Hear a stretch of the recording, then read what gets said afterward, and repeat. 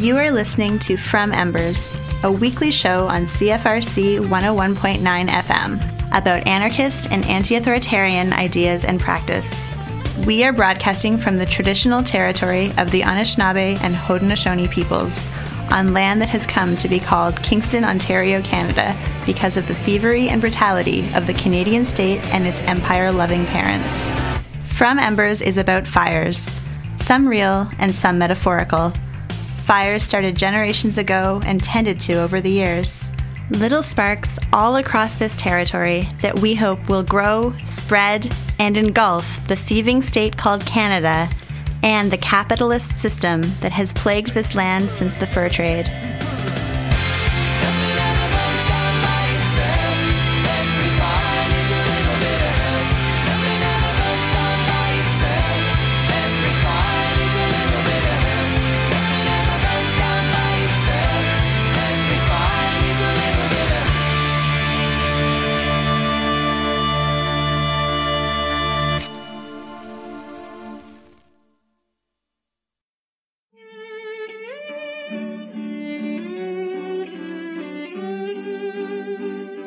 The economy might be reopening, but COVID-19 isn't going away, and prisoners are still trying to get out of prison. I've been getting curious about the history of pandemics and infectious diseases in general in Canadian prisons, and especially about stories of people getting out. Here's the interview. I'm here with Cameron Willis, local prison historian here in Kingston, Ontario, and we're hoping to talk about COVID-19, pandemics, Canadian prisons, people getting out of Canadian prisons, and all kinds of stuff. Thanks so much for being on the show. My pleasure. A long-time listener, first-time guest.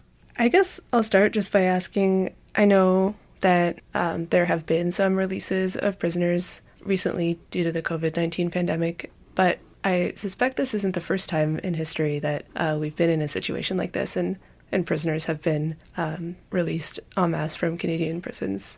Do you want to maybe give us some background about other times that has happened or what that has looked like throughout the years? Yeah, well, that's an interesting kind of historical parallel, because I don't think this is the first time I think there's been an organized kind of movement and a mass broad appeal of people to try to convince authorities to release prisoners en masse. Usually that there wasn't kind of this pre-existing body of knowledge of organizations and groups who were kind of sprung into action immediately to start pressuring the government to let people out. The kind of history of pandemics and epidemics and prisons in Canada, as it is elsewhere, is it's obviously interesting because I find all of this interesting, but there are certainly precedents for the release of prisoners from institutions when there's cases of sickness. And it goes right back to sort of the origins of the jail system in what was then Upper Canada and Lower Canada, colonial constructs of the British government. And I'm not the one who first detected this. It's actually the Barton Prisoner Solidarity Project noted this about the Hamilton jail, the first iteration of the Hamilton jail, that during a cholera epidemic in the 1833-34, the governor of the province, the lieutenant governor, actually released or ordered all the inmates at the local jail to be released. And it is worth pointing out that there was no long-term holding facilities in Canada, quote unquote, in the 1830s. The local jails held people sentenced for very long periods of time. It held remand prisoners. It held people that they didn't know what to do with because they were displaying symptoms of what was assumed to be a form of insanity. And then obviously a lot of times back then they just exiled people, kick them out of Canada to the United States, then they'd sneak back in, get caught again. So that was something that I was like, oh, I didn't realize. And frankly, I didn't know as a historian. But when I started looking, I realized that wasn't a unique situation. So during that cholera epidemic, other jails, like the one in Niagara, and not the one in Kingston as far as I'm aware, but there were ones also in Montreal and Quebec that either released large numbers of prisoners early for fear of them catching cholera, which is a very dangerous disease in early 19th century Canada, especially in a place like a prison. And in some cases, at least in Montreal before the 1849 cholera epidemic, local counties. So hard to get across, but like Montreal and Quebec City and Trois-Rivières had the only jails in what was then Lower Canada or Quebec.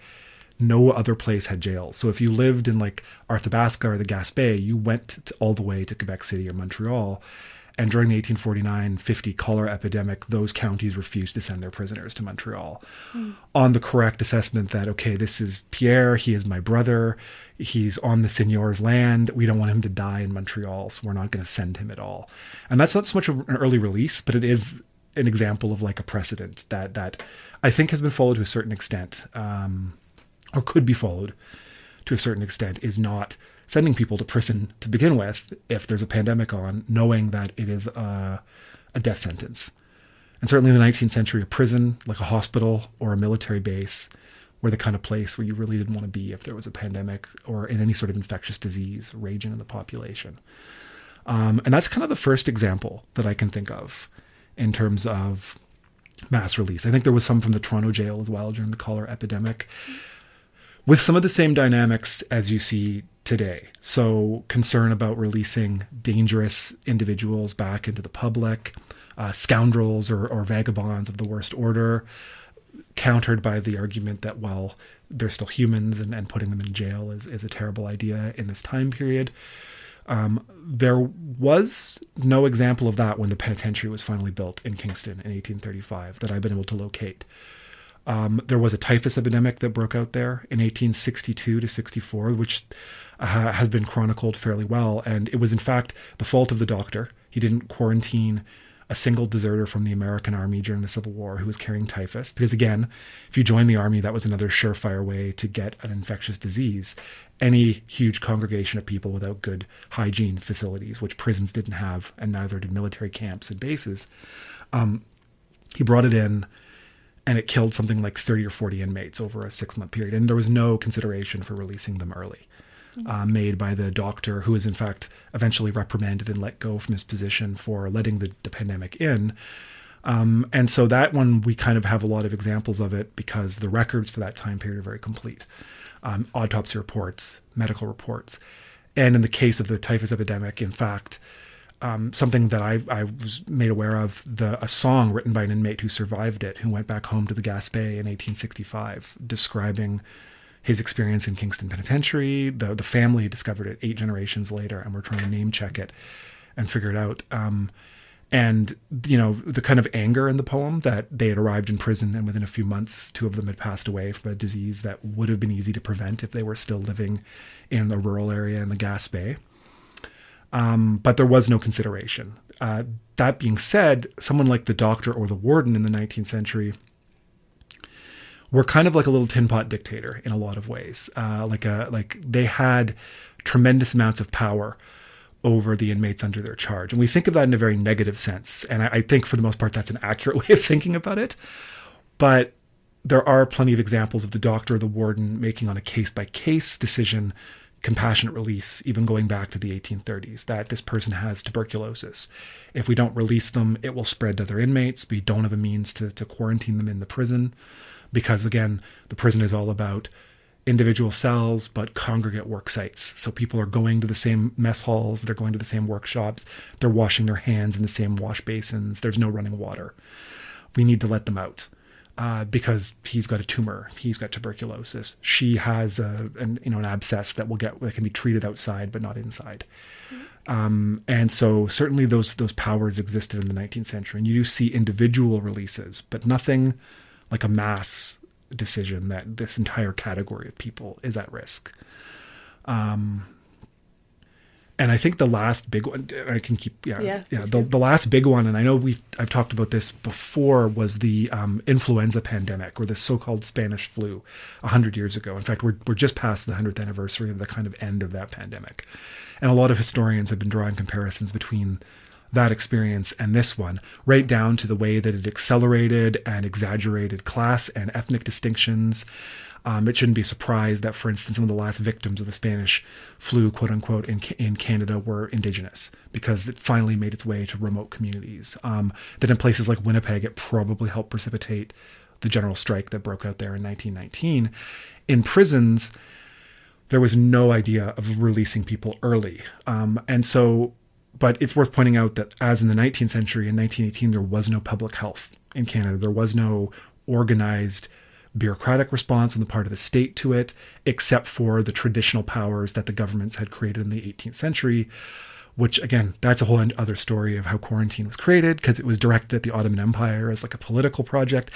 The quarantine system was really the only kind of way, and that's essentially going from 0 to 100, as we've experienced even with social distancing and the kind of like mixed response of governments now. So the federal prisons, the Ministry of Justice just said, don't let anyone else in, so there'll be no new admissions to the penitentiary. So thinking of the one here in Kingston, no new admissions. They are not to receive new prisoners. Any guards who show sign of illness are either to stay home or to remain on site, and we will bunk them inside the institution somewhere, in an office or a converted shop. And there was enough space in 1918. Unlike our prisons now, the ones in Canada during World War I were actually half empty most of the time, or we were closing them down and converting them into like hospitals and military rehabilitation centers.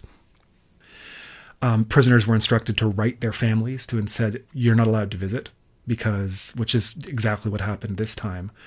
And then they basically weathered it without any loss, which is pretty phenomenal. Kingston Pen, no one died. The penitentiary in Laval, that did happen. It got in and something like 8 guards and 25 inmates passed away.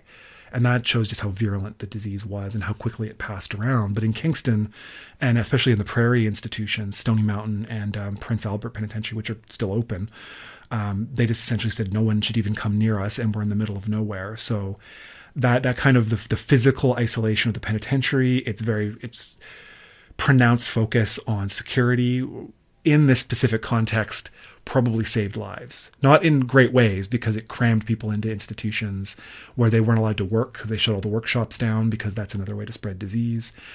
And in the case of Kingston, they converted the maximum security wing, the prison of isolation, into a quarantine department. Mm-hmm. And I do think there is probably a metaphor in there that someone who knows their Foucault or their Agamben could probably take that apart, of the speed in which a segregation facility for dangerous inmates was converted into an isolation department for sickness. The same principles are applying of like treating these individuals as infectious agents or like people who can cause problems in the rest of the institution. And that was they somehow weathered it then without any losses. The worst part as a historian is that very few records survive from that time period. So we only sort of have head office's view of things. And at Kingston Pen, 2 years after the pandemic, there was an RCMP investigation about corruption and brutality on the part of the guards, where the RCMP took the side of the inmates and said they're all telling the truth. But what is remarkable is no prisoner who was there, many of whom had lived through the pandemic, mentioned it at all. I don't know why that is, whether the RCMP said don't talk about it because it's not germane to the question of corruption. We want to know, like, corruption. We don't care how you survived it. But I would have loved to have known that, because in the most of the history of prisons in Canada, inmates, and we still see this now during COVID-19, inmates are cleaners, and they're rightly complaining, why aren't we being issued PPEs? Why aren't we being issued gloves? Why aren't we being issued masks to protect ourselves? But historically, inmates worked as orderlies. They worked as nurses in the hospitals. They worked as assistants to officers handling paperwork. What kind of world would that have been, to be treating sick inmates and sick guards in an institution where the boundaries between these two figures have suddenly dissolved to a certain extent, where they're working together to save human lives? Yeah, that's one of the most interesting or maybe remarkable or just notable parts of that story, was that the guards were sort of held in that institution along with the inmates. I can't imagine the guards union would go for that now. But it's when people have been talking about, like, with COVID-19, there's no community spread, it's only in institutions, and that kind of is somehow assuming that these institutions are totally closed off from the rest of society, when the staff who work in them, the guards, and other people, are today still, like, going in and out.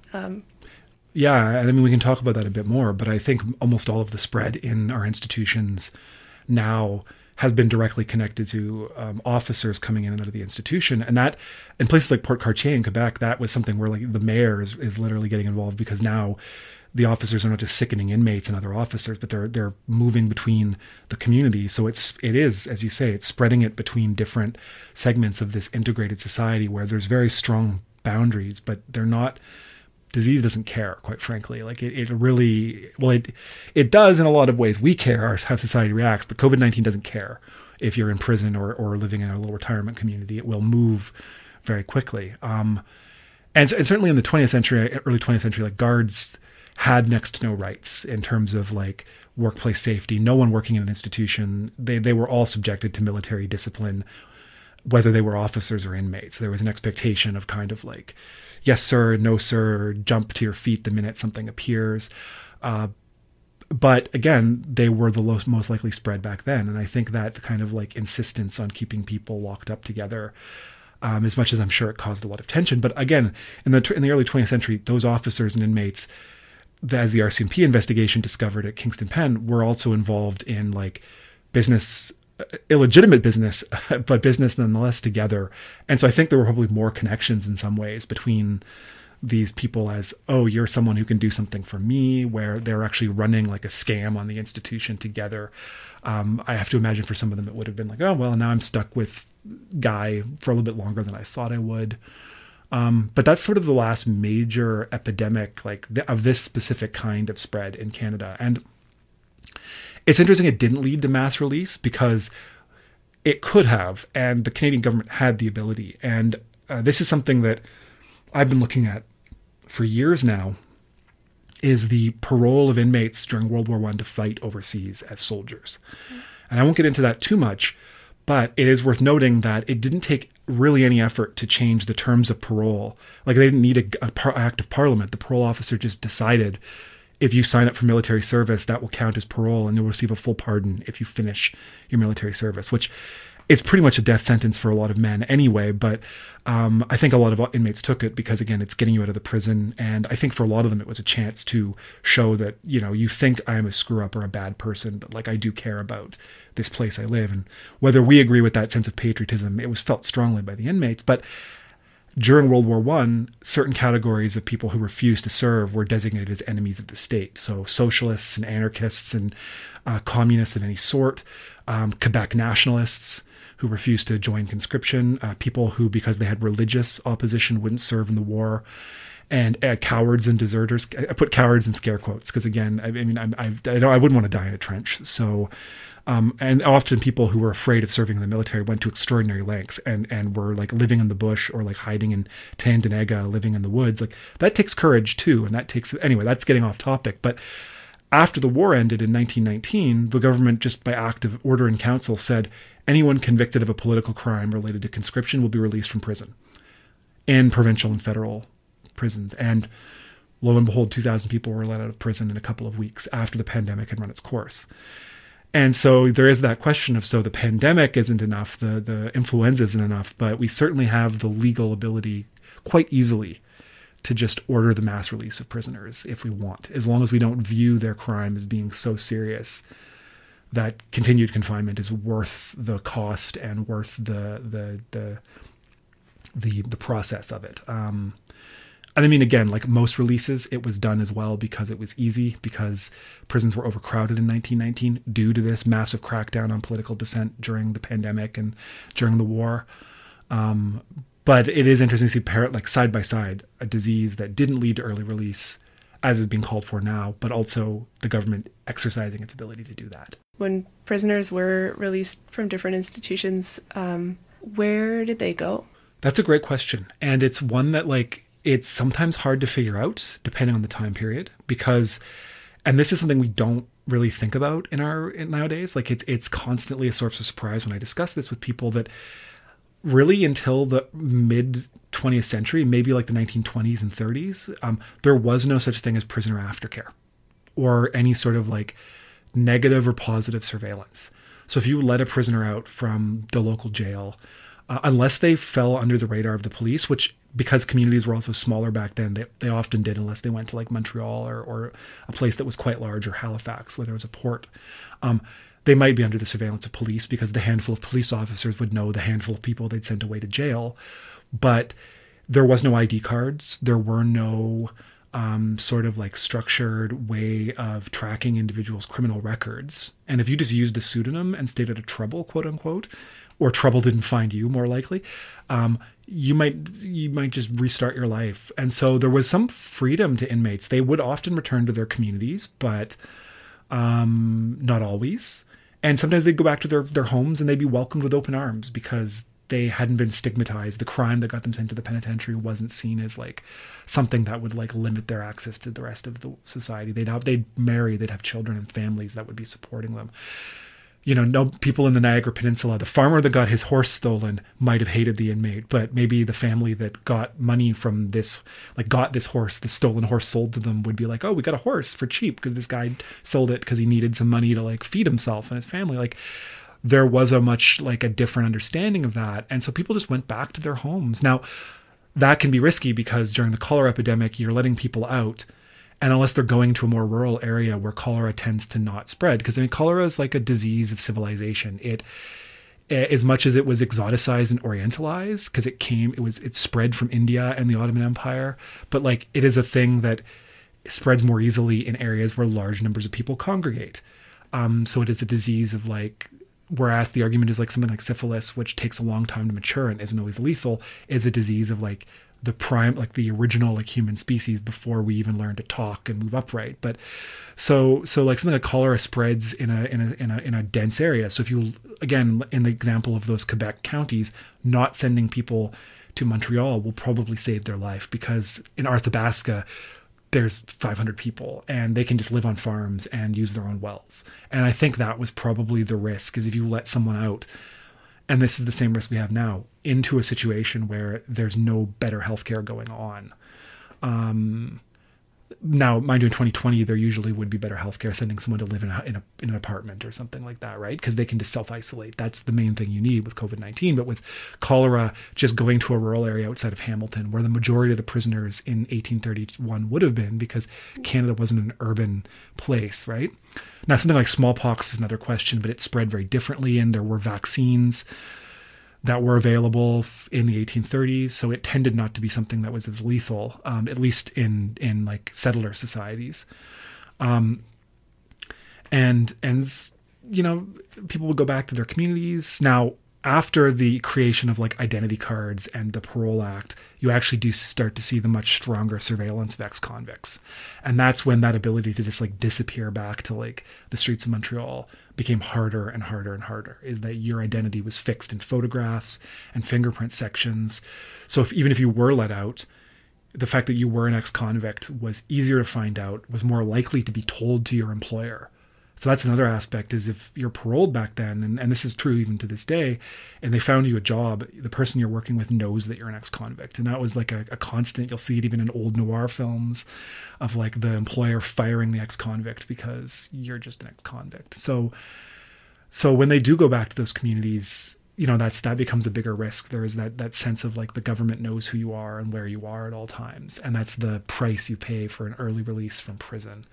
Now it's worth pointing out that like that we talked about that pardon after World War I, that was a blanket pardon. So your criminal record was supposed to be expunged from being like a political prisoner. Now, clearly it wasn't, because police would still, you know, pick you up or treat you like you were a danger.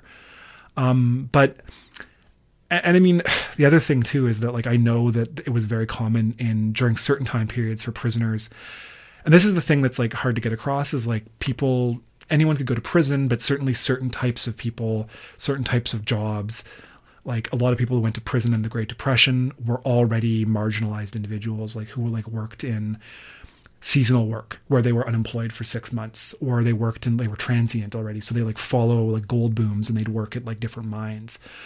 So that would be a big change, is if there was like a boom, you'd get out of prison and you'd go to like Kirkland Lake, or you'd go to like a logging camp in BC, and you'd try to like make a new life for yourself in these kind of isolated areas where your skills are needed. No one's going to ask any questions because they need the skilled labor, and most incarcerated individuals learned something of like industrial trade in the institution. So maybe they'll go back to like a new plant, but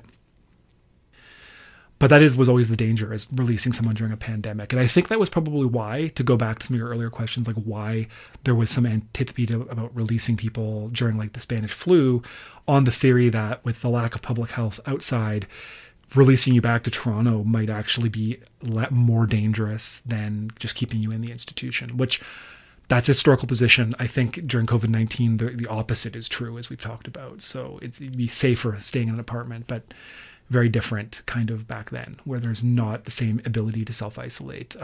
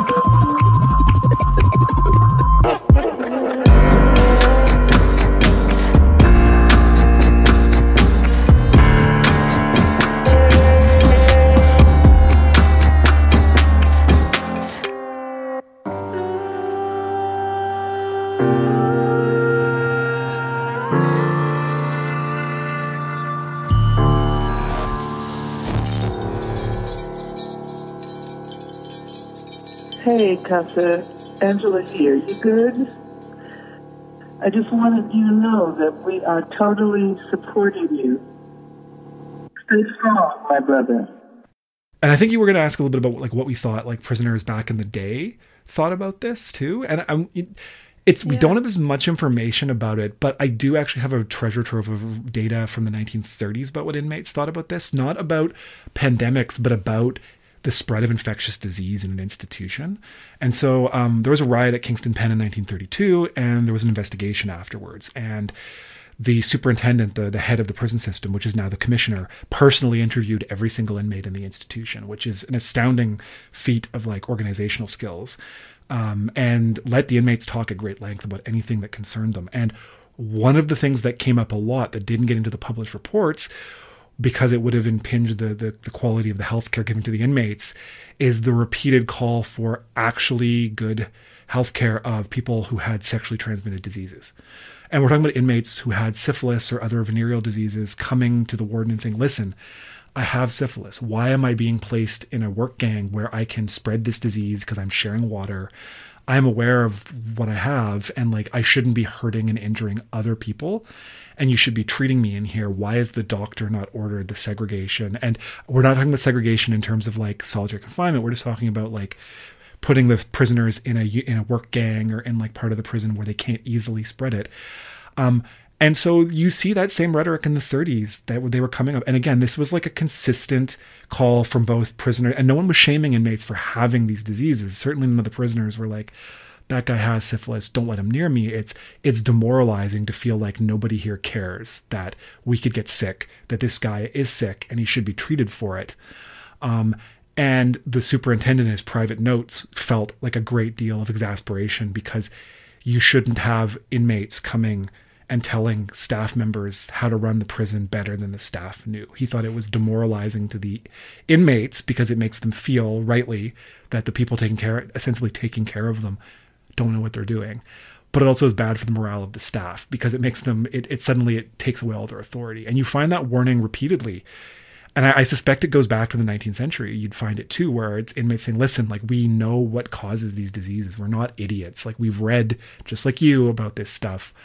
But the 1930s is also a time period when people were like first getting like obsessed with body image and like fitness and with taking care of yourself. And, but it's also the first time when things like syphilis and other venereal diseases were treatable, were detectable and treatable. So you suddenly have this knowledge of people who are bringing their own firsthand like experience researching and talking to doctors.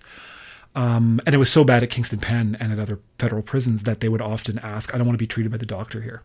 I want to be let out to a hospital where they can actually take care of me properly, which is probably the first time in history that had been happening. Because as we know, hospitals were for-profit institutions, except for the charitable ones, which were usually low end, and the healthcare there would have been about as good as you'd get in a prison in the 19th century. But it is fascinating to see that rhetoric going back that far of like, you're killing us by leaving us in here. You are literally making our health worse for no end and no purpose. And you're not making us better. Like if we die in here, you're not reforming or rehabilitating us. And if you tell us that's the goal of the institution, then you need to live up your promise. Like I'll accept that I committed a crime and I was sentenced for a reason, but your end of the bargain is you need to actually provide me with the tools to do that. And that includes not letting me die of an easily treatable disease that you could be doing something to stop. And that is like, was a fascinating thing to see because there's this level of like, and I think, again, we've seen that. And I mentioned it already. We've seen it today with inmates saying, why aren't you giving us PPEs and gloves? And like, why aren't you letting us out? Because they know, possibly are less wedded to the, like this knowledge of like, we know what we need to be better here and you're not doing anything. And that kind of like callousness of like, I don't care. So I guess that's, to conclude, pandemics also bring out society's priorities and suddenly when they happen and you realize that people who work in meatpacking plants and people in long-term healthcare and long-term care homes and people in prison are the people we don't care about in our society, that we don't care if they suffer and die as long as we're comfortable is like, and again, that's not the majority of like quote unquote Canadians. But it's a substantial proportion of like our ruling class and our capitalists and like they're not mine, but anyway, like that, you know, it makes things seem possible, but it also clarifies where we stand in society. And like the riot in the 30s, it's suddenly just all the mysticism goes away and people are like, okay, you don't know what you're doing and we do, and you should let us out if you're not going to protect us in here. And I don't know if that's like a good thing to know that like that has been a recurring thing, but it is nice. I guess it's, as a historian, good to be reminded that like our ancestors were just as like smart and capable of figuring out that they were being given in the words of the 1930s inmates, a raw deal by being stuck in prison and not being taken care of in a way that meets the standards of the society that they live in. And that's kind of an interesting thing. It's like that call for, hey, if you're treating people outside, we deserve that treatment too, because nothing we've done merits like this level of neglect or this level of kind of malice. And it's the prisoners themselves saying that. And I happen to agree, but like that's kind of a powerful thing to find in the documents. Mm-hmm. Yeah, it's interesting too, thinking about how pandemics historically have maybe like, I don't know, a bunch of the like structures of our society or power relationships become really clear and visible in ways that maybe in everyday life they're a little more hazy. But also I think there have been a lot of like transformations or changes in society that have either been accelerated or that pandemics have contributed to, like just changes to those power relationships or those structures in society in different ways. Are there times in a prison context where you've seen that happen, or where people demanding better healthcare or pushing for release, or even just people trying to deal with the situation has resulted in, I guess, reform or transformation in how imprisonment in Canada has proceeded? Well, yeah, it's interesting the way that works, because I think like, we talk about changes, like I alluded to this earlier, but I mean, the influenza pandemic in 1918 to 1920 led to the creation of public health in Canada. And whatever else that has led to, it definitely changed both our relationship to the government, but also to like the idea that like there is a thing as public health and that it affects everybody. And those changes do percolate down to things like prisons. So even though these riots in the 30s where prisoners are demanding changes did lead to greater public interest in conditions in prisons, which did change. Like, so for the first time in the 1930s, the Ministry of Public Health actually did inspections of federal prisons to make sure that they were meeting like public health standards that would have also applied to everywhere else in society. And I think that was resented by a lot of the staff because it felt like this is someone else's expertise. But that's a change that I didn't even realize that hadn't been done before. But then I realized that there hadn't been public health standards and inspections until like the late 19th, early 20th centuries of things like milk and workplaces to make sure that they were actually safe. But historically, going back, like I can't think of many examples, because one of the things that's like hard to get across in the 19th century is that though people were upset by the quality of hospitals, the care available in hospitals was poor enough. It wasn't terrible, but like you didn't want to go to one. In many cases, there was a lot of fear because you might get sick from going to a hospital. So it wasn't until the standard of hospital care rose in the late 19th century that you start to see people saying, okay, we need to do better in prisons and in other locations where asylums and what are now what we call retirement homes, but back then were called houses of refuge or workhouses, where the elderly or people who are like physically infirm and incapable of working were confined. And that kind of stuff is like, it's looking back as a historian, you can kind of see like the dialectic of like the good and the bad, because these people were concerned about public health. They wanted prisoners to get better health care. They wanted, because they saw them like people in asylums and people in long-term like houses of refuge and stuff as humans deserving of treatment. But middle-class reformers also saw those places as like houses of vice and places where like, and so often they said, okay, we don't need to improve the institution. We need to improve the slum, because that's where the actual like moral but also like the germ. And so you kind of see that combination of like public health and moral health get flipped together. So like, yay, we got rid of like sewage running in the streets. But a lot of that rhetoric also came from sort of like a very, very negative, like, okay, well, these slum dwellers need to be, who are the source of criminality. That's where criminals come from, which we know is like a much more complicated issue than just like immigrants settle in the poor part of town and then they all they fill up the prisons. That wasn't true 100 years ago, and it isn't true now.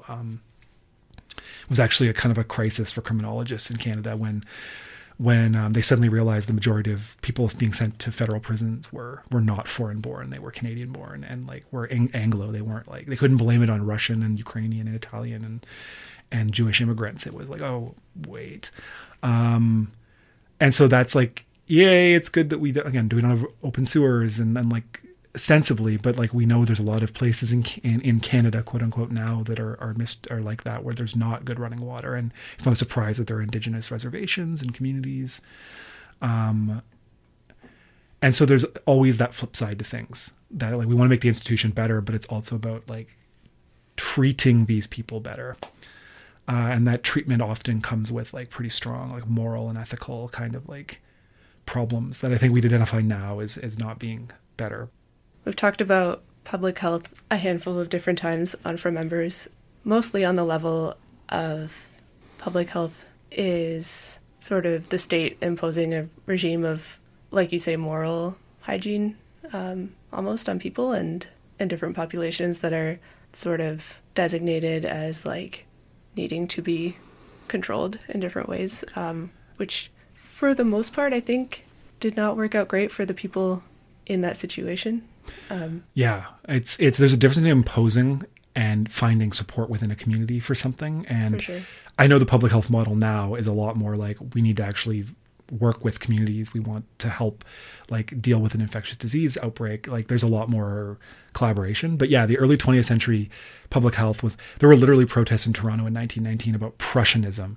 It was kind of like we fought World War I to stop jackbooted like government officials intruding in our public life. And they were basically a replay of the protests we're seeing in the States now of like people holding banners about Prussianism in downtown Toronto, saying we don't want to have like the state telling us what to do. But there is an overlap in these issues. Like in 1919, the Canadian government also like was worried about Bolshevism. So they were like cracking down on immigrant communities where Russian, Ukrainian, Scottish, Turkish, Bulgarian, like anywhere where they thought left-wing political ideals, whether it's anarchism or Bolshevism or really militant trade unionism were found. Those were also areas where they thought immigrants all carried guns and knives that had to be outlawed. So gun control, public health, they live in slums. So we need to clean up their like houses and create a model of like middle class sort of, which would also temper the political demands of the working class. And those are also places that get surveyed by police and get criminalized and get sent to the penitentiary. So where they might get the influenza. So these things, like, again, societies are very complicated, but these factors, and it's funny to think 100 years ago, all of these issues we're talking about again now were like pinned together in the same spot of like, okay, these, 100 years ago, they sent a bunch of Bolsheviks to Kingston Pen for spreading literature. And the language they even used in the newspapers and the judge's bench was as an infectious disease, is you're spreading a plague bacillus of Bolshevik propaganda of just, and not even like, we're not talking about like the writings of Lenin. It's literally World War I was an imperialist war. That was so destabilizing that these people were like a plague, that were a moral plague that bred in a literal slum and needs to be punished by being isolated in the penitentiary away from the body politic, right? Like these metaphors are not metaphors. They're like literally like the lived experience of people thinking about society, and our elites and how they think about society too. Yeah, I guess here in Kingston, we're being told that there are no cases of COVID-19 in the institutions here. Yeah, do you think that's realistic? Or like how, do you have a sense of how much covering up of things like that was common in either in these same institutions throughout the years or elsewhere? So there's a couple of answers that I can think of for that. So one of the interesting things about the 1918 pandemic is that the Kingston public health officials were actually pretty forward thinking, at least in terms of like 1918 pandemic control. So Kingston was actually spared the worst of the flu because the public health officer was like really forward thinking, and he ordered before the pandemic got here, public health kind of steps to prevent its spread, like mask wearing and stuff like that right off the bat. And that probably accounts for like the somewhat better trajectory of the pandemic in the penitentiary, going back to what we talked about earlier, that like it's the guards and also new prison arrivals spreading those diseases. So if the public health in the community is strong, then it will be in the institutions because they're not disconnected. They reflect each other. And from what I've read, and again, it might take some while to figure this out because a lot of things are still up in the air. Kingston had a fairly decent public health response compared to some other communities, and we also have the unique advantage that like a lot of our population leaves for the summertime and was ordered to leave. So like there are specifics that might have prevented the pandemic like from getting into institutions here. But there's no mass testing regime in any of the institutions. The only place where that's happened as of this interview, I think, is at Mission, and maybe they're doing it at FTC, the Federal Training Center in Laval, and like Joliet. So places where it's already broken out and become so obviously like a problem that they've started ordering mass testing. Warkworth a few weeks ago, which is near Belleville, for those who don't know listening, as a medium security, it's the largest medium security in Ontario.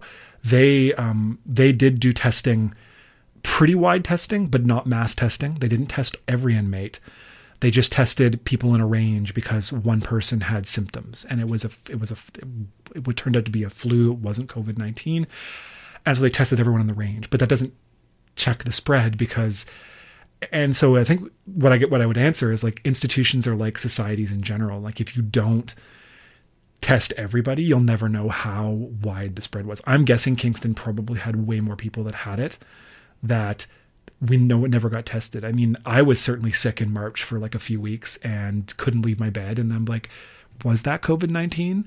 Possibly. Other friends of mine who were sick in like December and January, we now know that COVID-19 was present in North America and Europe by December, like almost in tandem with it being a pandemic in China. So it's entirely possible that there are people that have low symptoms or were not being tested. And that's the main issue, is like there is no mass testing going on in federal institutions, except when it's already too late. Right. So we'll never know, or it may take a very long time to figure out if it ever did get into the institutions in Ontario. Because except for Grand Valley, it hasn't been found in any of them. And that might just be that they effectively said, we're not taking new inmates from Toronto, which is, the main epicenter in Ontario. But that only makes sense. I wouldn't say there was really, and I can't speak to now because corrections has been like overwhelmed with media requests, and I think probably are like attempting to downplay certain issues and are really fighting back hard against like the decarceration, depopulation calls. But it would have been very hard to hide those things in the 19th and early 20th centuries. Because for one, if an inmate died in the institution, like they weren't buried in like a grave out back. They were given proper burial rights, mind you, in a pauper's grave. So like they had to hire a gravedigger, and a coroner had to be involved in all of these. So it was very hard to hide these deaths due to infectious disease. And they were usually reported. But the difference is that wasn't considered scandalous in the 19th century because, as we've talked about, anywhere where there's a lot of people could be a source of infection and a source of death. During a pandemic, whereas now it's much less acceptable for good reason that like if there are steps you can take to stop it, you should be taking them. Even during the Spanish flu, like they didn't hide the fact that a lot of people died at the Montreal institution, and that was caused by bad sanitation practices. And I'm not sure why in Quebec is like it's been a problem now, and there's a political economy at work, I think, in terms of like public health, but I do think that like the lack of testing, that itself is maybe not an act of conspiracy or anything, but it is like a sign of like, we're not testing, so we have no idea. We don't have knowledge. We don't have the data that is required to make assessments about the spread of this disease because it's not being done in Kingston. It's not being done in the institutions. And we can only argue that because there hasn't been an excess death rate that we're not having a bad pandemic. And that's pretty blunt like knowledge of like life and death to have to rely on to know how widespread a disease is in the community. And again, I have no idea if that is because again, people like may not be aware of this, but obviously every province has different correctional ministries that follow general standards but are wildly different. Like BC still has bush camps. Ontario just locks them up in giant correctional centers. Like that is the spectrum of correctional treatment in this country. And like places like Halifax have like actual restorative justice ministries and like where they try to do that kind of stuff. How effective it is coming from a state ministry top down, it seems counter to the spirit. But anyway, that's an aside. And then the federal system is split into 5 regions, and they actually have tremendous autonomy over like how they react to things.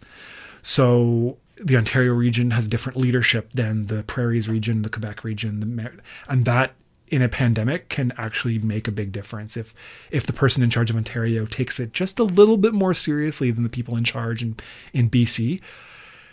That can be the difference between a single infected person getting in and then, or a staff member, like, because they also are the people who authorize overtime is regional, right? So it's like saying, okay, everyone who's sick, stay home versus, nope, gotta work. Don't care if you're sick.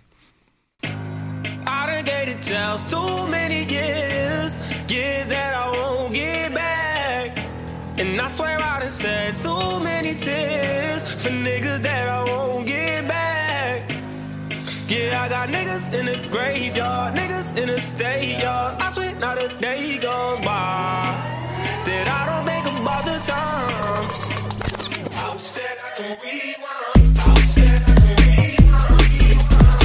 I wish that I could rewind. I wish that I could rewind.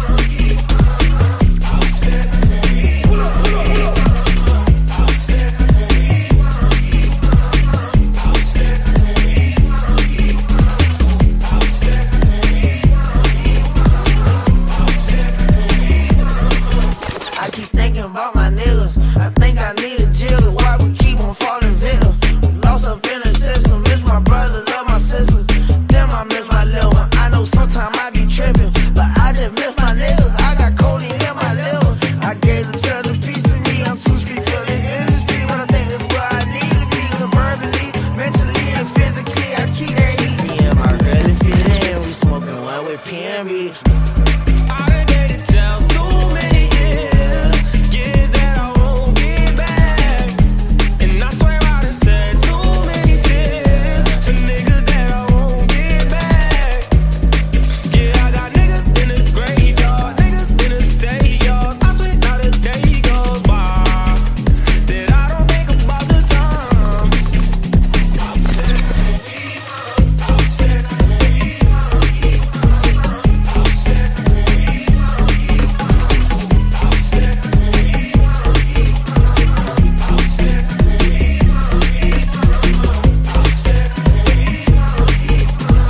I wish that I could rewind. I wish that I could rewind.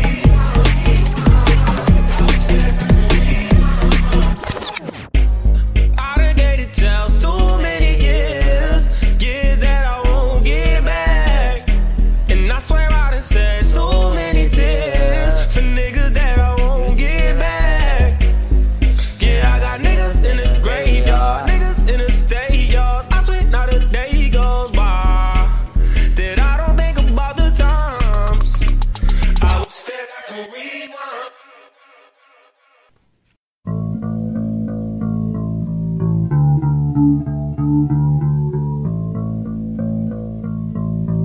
Are you feeling socially distant?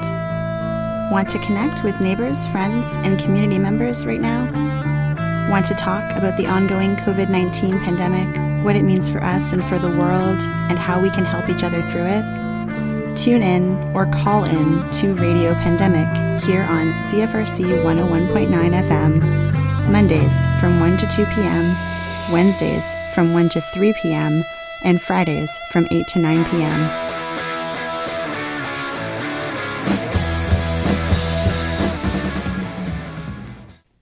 You know, it's only a matter of time before ski mask-clad, machete-wielding, Molotov-throwing rebels take down the oppressor's system. If you haven't been listening to the Channel Zero Network, you've given others a head start on all the fun. This is anarchist prisoner Sean Swain with the Final Straw radio show on the Channel Zero Network, urging you to get a ski mask and binge listen to the Channel Zero Network. I guess you mentioned earlier, like people in rural communities in Quebec, wanting to not send folks to prison in Montreal during the cholera epidemic. Do you have a sense of, were people either under like an explicitly political, like abolitionist kind of banner, or just in general, like friends and family and loved ones of people who were incarcerated or criminalized? Like, what were people saying about their loved ones being released, or about people being released from prison, or were people sort of pushing for that, or like, I guess what was that kind of situation like? Yeah, that's a great question, and it's something that, like, as a historian, always interests me, because like abolitionism as like a political concept is kind of like coherent by the 1970s, like in the 60s and 70s, and that's when you start to see it like actually exist as like and not just like a theoretical process, but like an active, like a political movement, groups that stand for it, for the removal of prisons. And when you look back into like, and so certainly like ideas don't just come out of nowhere. They have to exist within like the time periods, and sometimes earlier generations have to like lay the groundwork for it.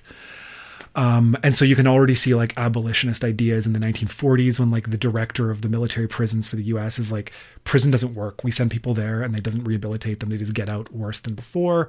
And that's always run through critiques of prison from both prisoners, from people who run prisons, from their families. They're like, you just hurt them. You didn't help them. But that requires an idea that prison is for helping people and not just for punishing them. And so when we're talking about this like Quebec example in like 1849, 1850, or the mass release of prisoners from like the Hamilton and Niagara jails in the 1830s, is like certainly I think the families of these prisoners are out of just a basic, and their communities are like just a basic sense of like sympathy and solidarity of like, these are our people and we don't want to lose them to a foreign concept. But also like, prisons didn't exist in Canada. Like I mentioned at the start of this interview, they had to be created. The penitentiary had to be built, and that concept had to be created by people. Many of them who looked at the pre-existing treatment of criminals and said, "This is terrible. We need something better." So there's an irony there. That like, and in Canada, it was because we couldn't just keep exiling people to Bermuda, which didn't seem like much of a punishment to people living in Canada. But also like we exiling people to the States, they always came back because people wanted to visit their families. You couldn't just, I remember I was looking at a case for somebody who was looking up his ancestor from 1834, and he was one of the men released from the Niagara jail due to the cholera thing, but he kept being exiled from Canada to like Buffalo, and he just come right back to Niagara a few weeks later and like got married and had like a family while he was like on the run, was sent to the Niagara jail, released due to cholera, then did something else, like broke into someone's house, got exiled again. Like it was supposed to contain people more effectively than exile or like fines or public punishments. But you do see in the early 19th century resistance and in all sorts of different communities, indigenous communities, settler communities, French Canadian especially, where they had their own traditions of dealing with like troublemakers in the community that predate penality. So like, even though there isn't like an abolitionist sense, when you're a historian that might have like an abolitionist perspective, you can look back and look at how people responded to the erection of a penitentiary and say like, we don't want that. It's a bad idea. There has to be a different way of treating people. And so obviously like different indigenous communities in what is now like Ontario and Quebec had their own ways of resolving these issues, sometimes just as harsh as any, settlers would have. But if someone murders somebody, many communities found that there was only a few ways to deal with that person. But in French Canadian culture, often, this isn't a fascinating thing, but like in the first half of the 19th century, the majority of people sent to like the Montreal jail were British settlers, Anglo settlers, because French Canadian people would tend to resolve the issue. They'd bring in the curé, and then the curé would like, okay, you sit down. What did you steal from him? Give it back. I will make sure that you hold that bond together. And that's like an alternative. And I'm not saying we need to go back to having priests and seigneurs ruling us, but that is an alternative that people understood in the 1850s as a way of solving criminal problems. And it actually took like law reform and like the imposition of rural police after like the 1837 rebellion and the beginning of like the immigration of French Canadians to like Montreal to work in an industry to create like a sense that we don't need to resolve this issue in our communities. We need to bring in police and prisons to solve it. And so I think that that's where that resistance to sending people to prison in the 1830s and 50s is like, this is an alien process for dealing with our conflicts. And there are other ways we would prefer that don't ruin a person's health. And in the case of like a lot of people, like the fear of building Kingston Pen was because it was going to train inmates to be shoemakers, and that would undercut the pre-existing like industrial workers who was like, that's going to destroy our entire system of like training new workers and having control over our own life by flooding the market with a bunch of like journeyman apprentices who haven't gone through our system. And whether you agree with that or not, those are the concerns people had about like prisons. And again, it's going to kill people because 19th century individuals, whether they understood infectious disease, understood that going to a barracks or an asylum or a hospital or a prison could be a death sentence. And again, we've talked about that before, and that as a rhetoric of prisoners now and historically, and that's the same kind of thing. And I think that antipathy towards prison as a solution is what eventually filters into like various reform movements It's like, we shouldn't send people to prison because it doesn't help them, so we'll use probation, which all have their own issues, or parole, or peace bonds, or fines. Like, even the fact that we pay driving fines instead of being sent to prison is an attempt to not use prison as a solution, because it isn't going to teach someone to like drive better. It's just going to like possibly kill them or injure them for no purpose. And also it's expensive. And that's kind of also the logic of a lot of elite decarceration movements in the late 19th and early 20th centuries, is like sending people for 10 days to the Don jail for like stealing an apple is a waste of everyone's time. Just pay $10 or like take a peace bond if you like assaulted somebody. Like, those are the solutions. And it's fascinating to think, because we're so used to thinking of our ancestors as like punishment directed, as like we're better, that we don't like violent punishment and spectacle. But even the death sentence was not something that was like magically people loved it in the 19th century and then suddenly reviled it in the 20th century. There was a case I found in Toronto, and this is an aside, but like there was a guy named Fred McCullough. He was an ex-convict. He had been done time at the Burwash Industrial Farm. And actually was involved in like a protest there in 1917 against the brutalization of prisoners. They were like whipping them for not wanting to work in like sub-zero temperatures in Sudbury Bush, which I wouldn't want to do that. It also was getting paid well. Like, my dad did that, but he was paid for it. And so he was got involved in like the illegal fur trade, because yes, there was an illegal fur trade back then. He wasn't a Hudson's Bay operator. And ended up getting ambushed by police at a livery stable, which is now like an art gallery in Toronto, because of course it is. And he shot a policeman in self-defense and killed the policeman. And he was sentenced to die. But he had kind of found God, he'd converted, and then he decided, with the help of his girlfriend, he escaped from the Toronto jail. And like one of the most daring escapes ever known. They actually drugged the prison guard in the death cell, because he was sentenced to death. He was in the death cell. The prison guard, his girlfriend, drugged him with chocolates. And he passed out. And this guy escaped. McCullough was his name, for 6 weeks until he was recaptured. And so was his girlfriend eventually, because she was also on the lam from the police for this. His execution was actually protested by about 5,000 individuals, because the Toronto jail was right beside a convalescent hospital for returned soldiers.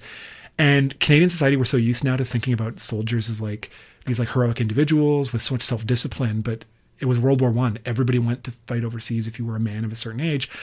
And so they saw in McCullough just them, right? Like a guy who was trying to survive. He like had a girlfriend that he loved enough to escape from prison with her. Like, they saw him as a sympathetic figure who deserved to be released from prison. And not everyone benefited from this, but they literally rioted outside of the Toronto jail to get him released from his death sentence, because again, he would act in self-defense. And that's not the only time during that time period where I've found juries like releasing people for shooting in self-defense police officers. I'm not excusing or suggesting you doing that now. I'm just saying that like that is a social thing that existed. And they tried to get him out of the death sentence and break him out of the jail. And they were willing to break everyone else in the Don jail out to do it too, because they frankly saw them as like their friends, right? These are guys from my community who are doing time and women as well.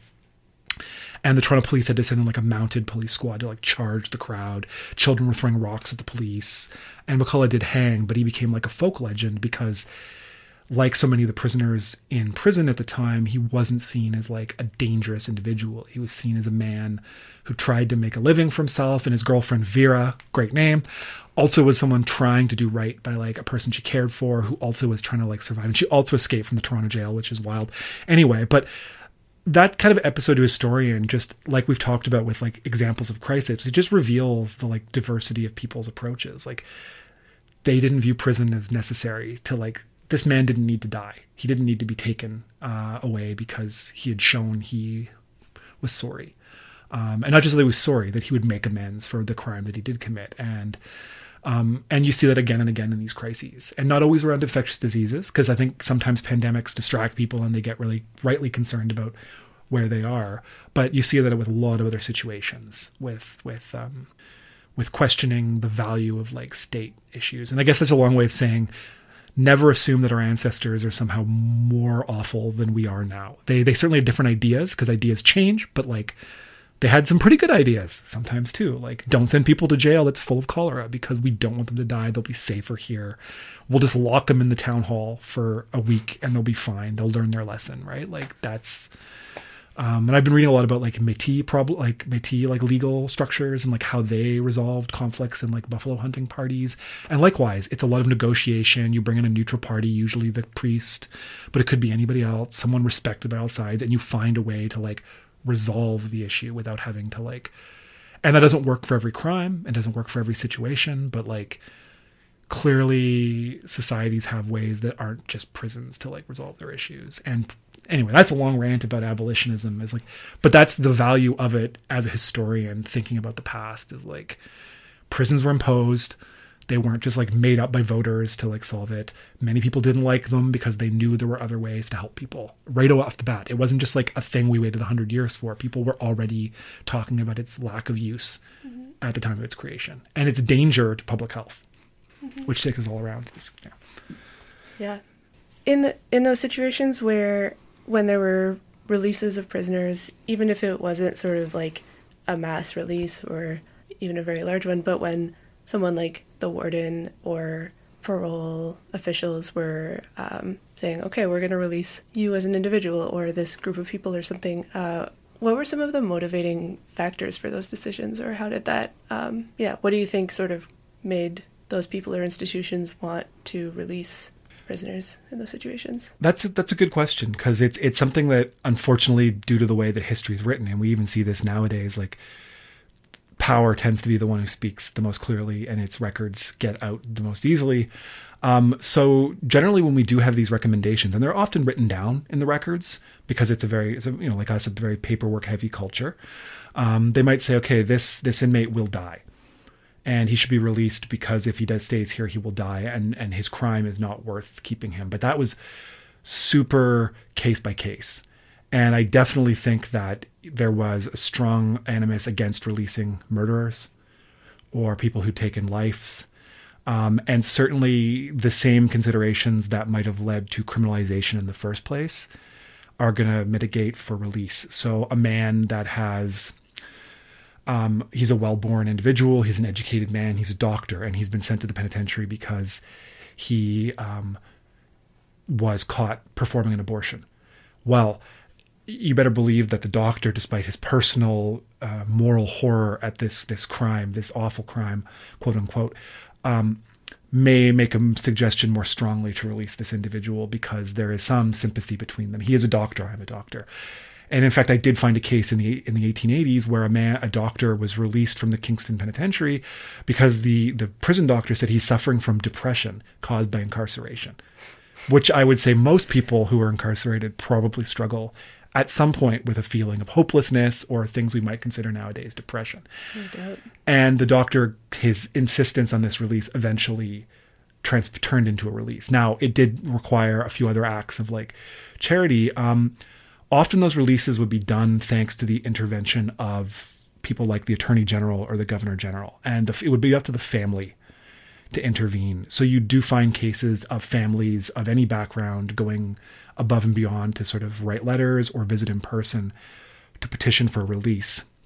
And I think that feeds into a very like 19th century idea of power, which is that it has a responsibility to like extend acts of kindness to deserving individuals. That I don't want to romanticize it, but I think sometimes that is lacking in our much more like in our power structures now, is that there's this almost like paternalistic view that the warden or the doctor or the Governor General said, this poor individual is sickened by the institution. His grieving widow or his children need a father. I will, in gratitude for their hard work and convincing me, like it still has that you had to do all the work of begging me to get him out. But that's the kind of very individual decisions. Until 1899, there were only a few ways to get released from prison early. The warden could, through the doctor or another individual, release on a compassionate ground, and that's in the Penitentiary Act at the time. Or the prisoner could get a pardon from someone like the Governor General, and that takes a lot of petitioning. There was no other early way out of prison unless you passed away or you escaped. And a lot of prisoners chose the escape route. Certainly, they wouldn't choose the passing away route. And it wasn't until the 1860s that they started to systematize a way of getting prisoners out early, still through the pardon system. So they didn't change anything about the actual legal apparatus. They just made it easier for an inmate to learn how to get a pardon. They made it transparent.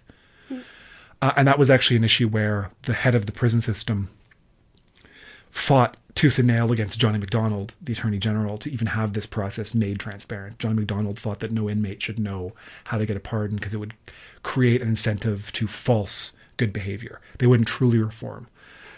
To which his E.A. Meredith, the head of the prison system, said, it doesn't matter. I mean, I think most people who know they can get an early release are going to behave, and we want them to learn how to behave. Anyway, that's an arcane debate between elites, but for a lot of inmates, that was a sudden, like, oh, wait, there is a way to get out early. And then in 1899, the federal government passed the Ticket of Leave Act, which is the very first precursor of our parole system. And it was, again, the warden would report on the inmate's decision. The parole officer would come and meet the inmate and then order them released. And they'd have to carry a physical ticket at all times with the conditions of their parole. And if, say, a police officer accosted them and said, hey, jailbird, like, I know you were in prison, where's your ticket of leave? Even not having it on you could have your parole revoked. So I suppose what I'm saying is that parole still has a lot of those arbitrary things now, but it certainly did back then. And that parole system was just gradually elaborated. And eventually it also included what's called remission, which is still statutorily in the system, that you can earn good time off your sentence. But those are the regular ways of getting out. And there are still like pretty dramatic ways built into the Criminal Code of Canada and the Corrections and Conditional Release Act that allow early releases. I think specifically it's Section 748 of the Criminal Code is for conditional pardons, which has been used a lot at the provincial level to get people out. And then Section 121 of the Corrections and Conditional Release Act, which was created in 1992, also allows the early termination of sentences for parole by exception. So it's built in there. It's always been built in there. But the considerations historically were basically a lot of those ones. Is this person going to be a high risk of reoffense? What is the crime this person committed? And so those become, what is their ethnic background? Because that does play into, are they a Russian immigrant? Are they indigenous? And sometimes in really weird ways, the warden at Stony Mountain was very fond of releasing indigenous inmates because he had a very 19th century view that incarceration was causing these spirited individuals of the plains to waste away in prison. This is a lot of rambling, I'm sorry. And so that kind of consideration of prison as a place that causes not just physical, but also moral and like intellectual decay is often what you see in these individual releases of letting them out. Disease comes in, but rarely if it's infectious. So that's why I was trying to say, like, typhus wouldn't be enough, but like a cancer or tuberculosis or something that's a very slow process of death, you'll often see compassionate releases. And that we don't have compassionate release in Canada. That's not like a thing that exists. The sections I mentioned of the Criminal Code and the Corrections and Conditional Release Act are the closest thing we have. And they are very political still. And we know that case from Peter Collins, that someone who should have been released early and was suffering and going to pass from cancer, but his release was, and a family I think is correct in assessing this, that it's because in the 70s he shot and killed a police officer, and that becomes the determining factor. It's not anything that the person has done since. It's the crime is so heinous, quote unquote, that it has prevented them from being released. And obviously people can argue that all they want listening, but those are the kind of considerations that came into these decisions. And they're not rational or like made in the basis of like public health decisions. They're made on the basis of individual moral and ethical behavior, estimations that are not scientific, but are like based on the guts of parole staff. And I mean, who again are usually people that from the inmates that we've spoken to on CPR, kind of a mixed bag like any other civil service. My parole officer is great. This parole officer was terrible. Those are the stories we hear all the time from people who are out. And that was no different 100 years ago. I mean, 100 years ago, there was literally one parole officer. So I don't really know how you would have gotten around that. If he didn't like you, you were screwed, basically. Like that was, kind of the way of it. I guess I will end by just asking you if there is anything that I haven't asked you about that you wanted to mention, or if there is any final thoughts that came to mind. I think we kind of talked about a conclusion is like this COVID-19 is like any other situation in which it lays clear a lot of the issues in the institution. People inside know what they need to help them. It's not being given to them. We've been lucky in Ontario that it hasn't caused more mortality in our prisoner population. And you know, there's always a first time for, like, you know, we've talked about some of the frustration of like earlier examples where people weren't let out or why they were. Like, there's always a precedent, and the past is a useful tool for understanding the future, because again, our ancestors, I'm saying "are" in like a very general sense, like people who lived here before us understood what was going on and understood ways of dealing with it just as readily as we do. Thanks so much for being on the show and sharing those perspectives with us. It's my pleasure. Thank you for having me.